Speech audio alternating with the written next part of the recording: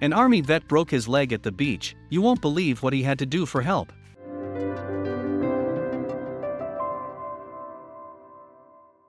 It was supposed to be the perfect getaway. A trip to the beach to relax and escape from the hustle and bustle of life. However, for one army veteran, his dream vacation was about to become a living nightmare. As the man decided to take a stroll along the surf, he slipped and broke his leg. Now, isolated and alone, he had to find help. You won't believe this incredible story of bravery and beating the odds. It truly is inspiring. For Tim Robinson, an infantry sergeant for the British Army, a vacation to Bridport, Dorset was something he had been looking forward to for months. A small town in England near the beach, he couldn't wait to simply spend his days reading, taking in the sunsets, and just finding some peace and quiet with his loving wife. Unfortunately, fate had other plans for Tim. The day started out great enough. He enjoyed a wonderful dinner and decided to take a walk down to the beach. Sadly, the joy of dipping his toes in the surf was short-lived. While on his walk, Tim slipped on a piece of seaweed that had washed up on the sand. Unable to brace himself for the impact, his leg landed at an odd angle, sending a shearing pain through his body. After assessing the situation, Tim realized the worst had happened. His leg was broken. To make matters worse, Tim had left his cell phone back in his hotel room. He didn't think he would be gone long and never could have imagined he'd wind up breaking his leg on the beach. What would he do? Looking around the expansive beach, Tim realized that he was all alone. The pain was excruciating, and he recalled never feeling so helpless. Thankfully, Tim remembered his military training while lying in the sand. There was no way he'd let this situation get the best of him. At first, Tim began to call out for help. Surely someone from back at the hotel or nearby would hear him. Unfortunately, his screams fell on deaf ears. As Tim began to contemplate his next move, his mind wandered to the survival shows he used to watch on television. You watch these survival programs like Bear Grylls and think about what is around you to help you. Unfortunately for Tim, all he had was an endless expanse of sand and surf. Realizing he needed to get moving, he began the painful task of trying to stand. Unable to place weight on his broken leg, Tim began to hobble and hop around the beach. Sadly, the pain was just too great, and it forced him to stop and rethink his plan. There was no way he could hobble his way back to the hotel. Tim realized his choices were limited. Without a cell phone and no one around to help, he would have to get creative. And his broken leg certainly wasn't going to help. The break was so bad it was dangling like a snapped tree limb. He would have to try something else, even if it was desperate. The army vet would have to crawl. After spending 2 tours in Afghanistan and 1 in Iraq, he knew the seriousness of his current situation. And there was absolutely no way he was going to let a broken get the best of him. Therefore, he began to crawl through the sand. The process of crawling through the sand was harder than Tim had anticipated. The pain from his leg was overpowering his ability to think straight. He knew he needed to find help soon, or could risk going into shock.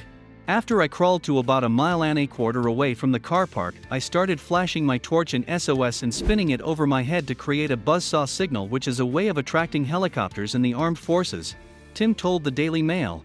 Unfortunately, his signals were not seen.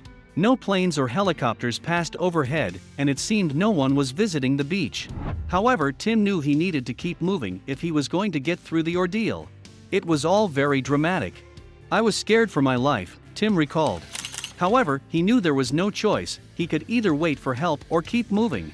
With night approaching, the likelihood of anyone finding him in the dark was slim. There was no response to begin with, so I crawled for 5 minutes and covered about 50 meters before making the same signal 3 times, Robinson told the local news. He would not give up. There was no choice but to press onward.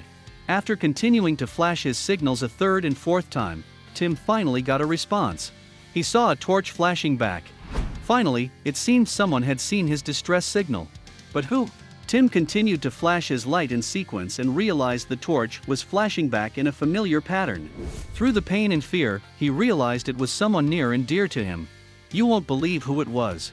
It was my wife, Robinson said, and she was shining the torch in a sequence in response to my signal.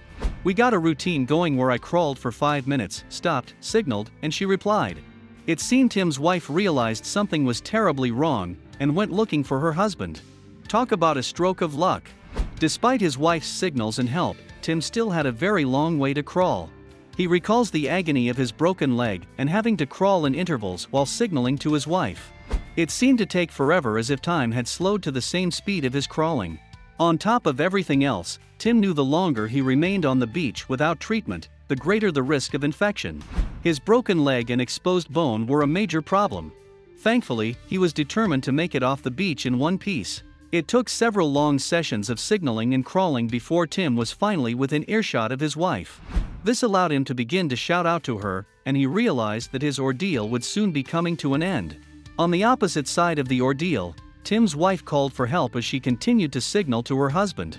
She recalls the fear she felt. Not knowing how hurt he was or his exact location was a horrible feeling. Thankfully, it would all be over soon. When Tim finally reunited with his wife, he was in pretty bad shape.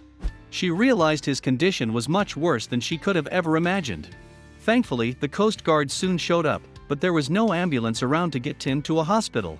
The Coast Guard crew stabilized Tim's leg and informed him that they would have to wait for an ambulance. Thankfully, they were able to keep his spirits up in the meantime.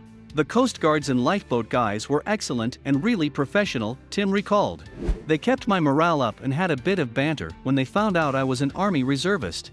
Once the ambulance arrived, the medics removed Tim's boot to assess the situation. He realized the break was much worse than he thought when his foot just flopped to the side.